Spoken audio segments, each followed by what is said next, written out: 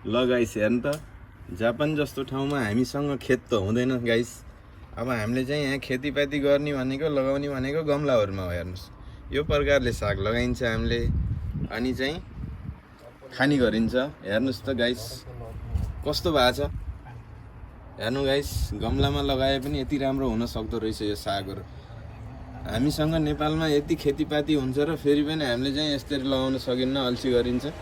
ल गाइस हेर्नुहोस् त अल्छी नगरेर चाहिँ गर्ने भने किन नहुँदो रहेछ। हेर्नुहोस् त यस्तो मिठो खेती भएको छ, यस्तो मिठो साग फल्यो, खाइयो पनि मिठो गरेर। र अनि तपाईहरुलाई म देखाउन चाहन्छु कि गमलामा लगाएर नि हुने रहेछ है।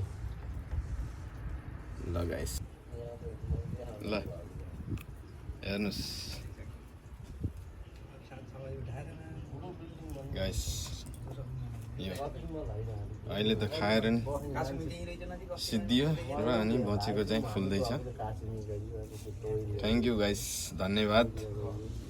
यदि यो भिडियो मन पर्यो भने तपाईहरुलाई चाहिँ लाइक कमेन्ट सब्स्क्राइब गरिदिनु होला। तपाईहरुलाई चाहिँ मनदेखि धन्यवाद। Thank you so much watching my YouTube channel.